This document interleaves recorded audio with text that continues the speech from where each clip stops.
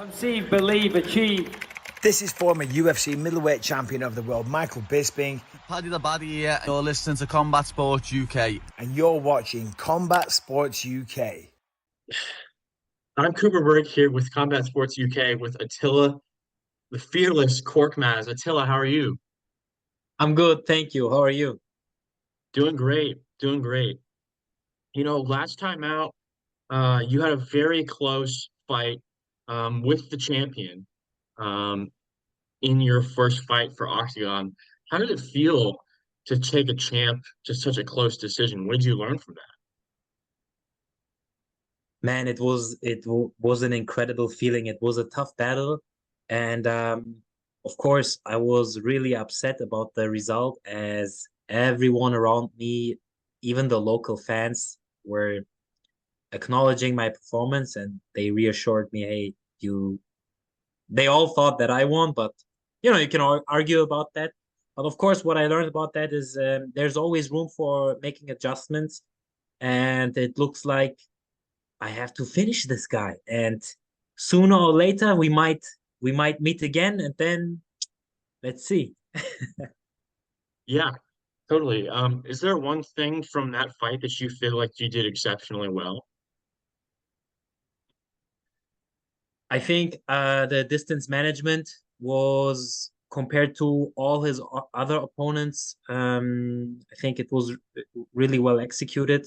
Like a lot of people, a lot of fighters told me, "Hey, you fought with him as if he was your size."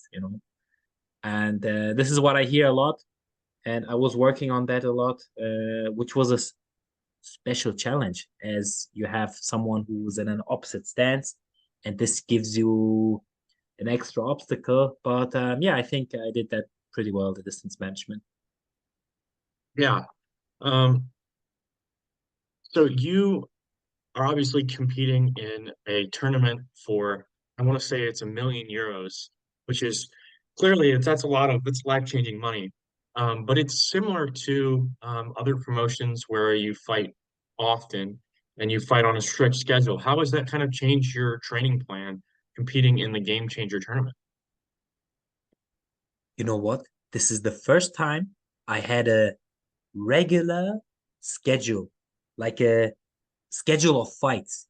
Because usually I would get mostly short notice offers, and it would be really difficult to prepare for them.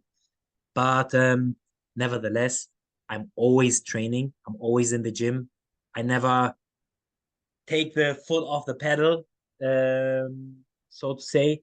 And but it is really nice to have like a yearly schedule, to have something to look forward to. And yeah, of course, it's motivating, but it doesn't change my routine at all. I'm always focused, always in the gym, always training. Yeah. Was it a little frustrating, coming in, you drew the champion or you drew such a tough opponent in your first time in this tournament? You could say that, as yeah, they gave me basically one of the toughest guys, right? The first round. But I approach I my approach is a little bit different, because first of all, I didn't have any choice. I couldn't say, "Ah, no, I don't want this opponent, I want that opponent." I didn't have a say in that. And in general, whatever life throws at me, I'm well equipped. So for me, it really didn't matter. It can be in the fight game like this, it can be in my day-to-day life. I don't care. I'm prepared for everything. Yeah, absolutely. Um, you fight former UFC fighter. He's had about over a dozen fights in that organization, Makwan Amirkhani. Do you see that as an opportunity to build your own name and make a statement because you're fighting such an experienced veteran? 100%. I regard my next opponent as a highly skilled opponent who has a lot of experience. I mean, you have to acknowledge it. He fought in the UFC. He finished a lot of guys, and yeah, he's coming out of a loss, but he's highly motivated to you know to correct that. So I have to do my best. I have to fight my best. It's extremely motivating to have someone in front of me who already competed many, many times in the UFC. And yeah, I hope to show my skill level to all the fans out there. Yeah. What do you think that you do really well that's going to give him problems? Look, the thing is, I think he hasn't encountered someone who has the power that I possess. I'm a really, really powerful striker. Yes, he's a good wrestler. So it's an interesting matchup, right? It's striker versus wrestler. The problem in this is I'm a Brazilian Jiu-Jitsu black belt. So he can try to take me down. I'll make it really difficult for him. And I see he has some cardio problems, um, which I don't have. I'm well conditioned as I train all year round. And I noticed I had the feeling that he had a little bit of struggle. Came this offer, and then he was again motivated to train, I guess. But I hear from many, many fighters, even high level fighters, that they base their training around fight offers. They don't constantly work in the gym. I assume that my competition out there is working 24/7. But in reality, that's not the case. And that's a really interesting thing. But I assume my opponent is going to be the best version of himself. And I have to be the best version of myself as well. Absolutely. So you are going through these fights with a well-seasoned mindset. I really haven't heard this mindset out of a fighter in a long, long time. Where did you kind of learn the mental strength and mental fortitude that you seem to carry yourself with? Man, I wish I could say that. I wish I could give you a proper answer, but I just went through a lot of how do you call that, drawbacks. I had to overcome a lot of adversity, and of course you learn from that, you get stronger from that. And what I believe is you have to keep your ego out of the not in the fight game. In the fight game, ego is good because you need the drive to compete, right? But in the training, it's something else. And I like to expose myself to the most difficult situations. I like to work on my weaknesses and work with other people's strength, right? To grow from that and to learn from my mistakes. This is number one, to learn from your mistakes and have an approach towards things where you take accountability. So I don't like to blame circumstances or other people. So whatever bad thing happens to me, I always try to go into myself and review it from an objective perspective. Think about it. Okay, what can I improve in this situation? And what can I learn from that? And like this, whatever life throws at me, I don't care. I just go forward. Yeah. So you're fighting on one of the biggest shows of the year for Octagon. What does that mean to you to have that opportunity? Man, to be honest, I cannot even imagine it. I still haven't realized it. Everyone keeps saying 28,000 visitors. It's gonna be in a big football stadium. It didn't even cross my mind. I can't. It's too big for me to imagine. You know, last event was already for me a huge thing. It was so loud. I've never been in an arena that loud, and It was a beautiful feeling. I enjoyed every second of it, and I think I can't tell. I still cannot imagine it, but I'm really excited for that. I'm really, really excited for that. It's motivating. Yeah, I mean it's a huge stadium. It's in the Czech Republic. So are you conditioned to be fighting outdoors? I mean, obviously there's canopies and things like that, but you will be fighting outdoors. Have you conditioned to that at all?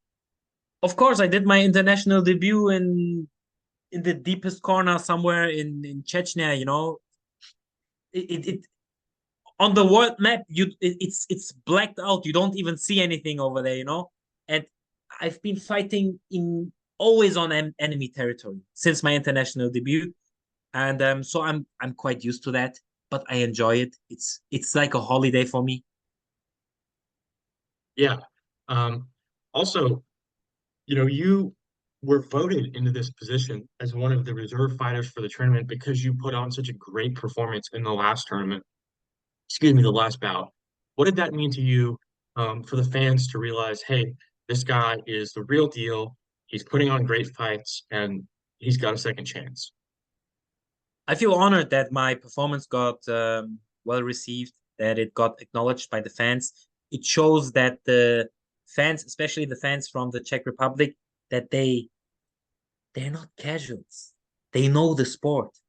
They know the sport, but at the same time, they're passionate about it. It's really interesting for me to see. It's really interesting to witness the rise of European MMA. It's growing like crazy at the moment. And you see it when you're there, when you're in the arena, when you leave the arena, when you interact with the fans, you feel it. It's amazing. And it's a great honor for me.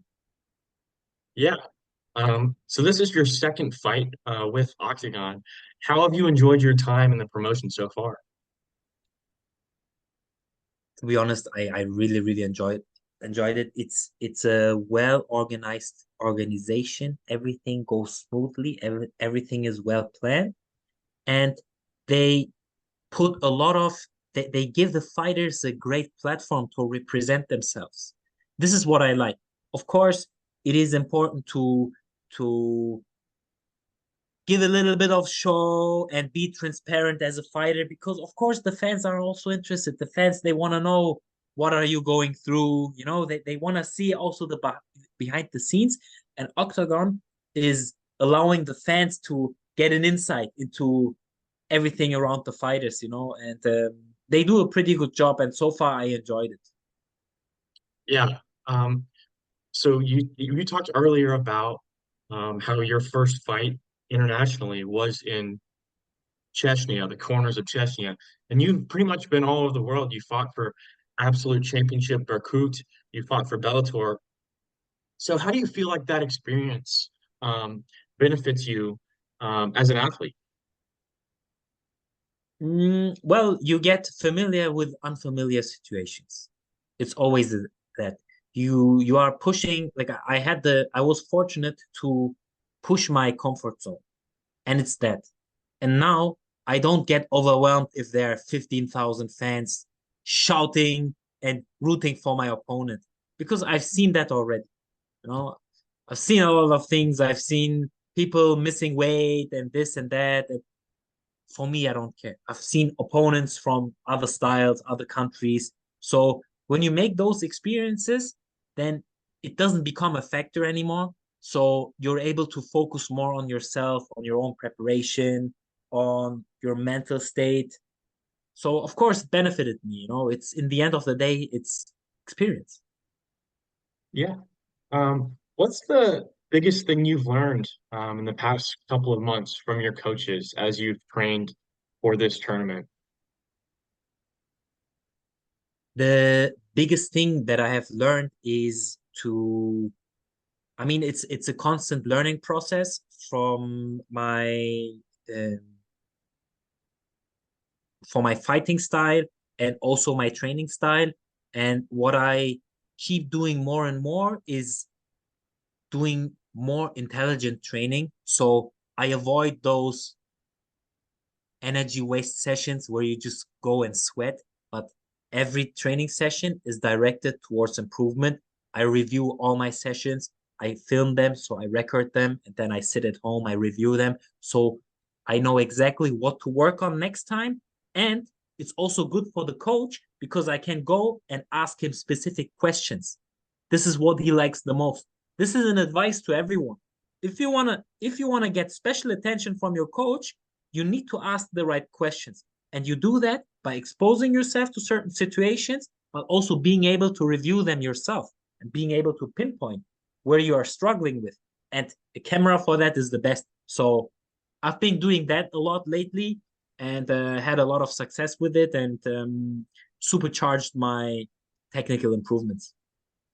Yeah, speaking of supercharged technical improvements, if I remember correctly, you're still training out of Spitfire Gym in Berlin. So you've trained with guys like Emmanuel Kraus and Bruno Esvedo. What have they taught you as a fighter that you've tried to implement in your game?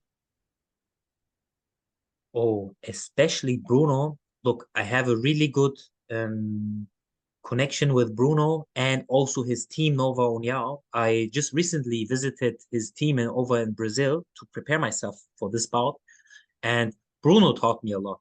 I mean, they have a general system for mixed martial arts. It's a complete system, and I've,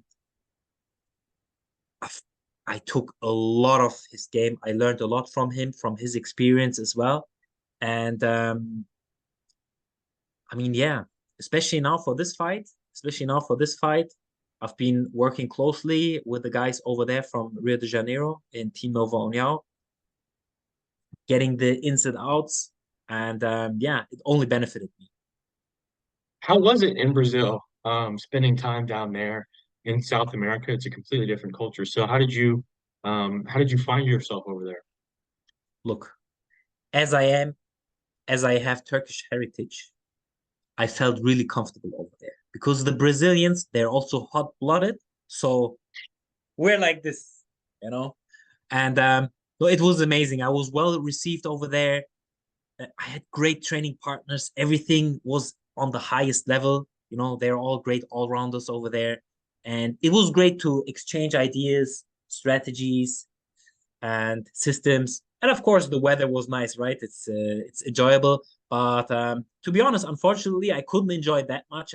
I was you didn't see me at the beach or anything. I mean, look, I'm still white. I didn't even get a tan. I was always in the gym or at home recovering. So, but yeah, I enjoyed it. I enjoyed it. Yeah, absolutely.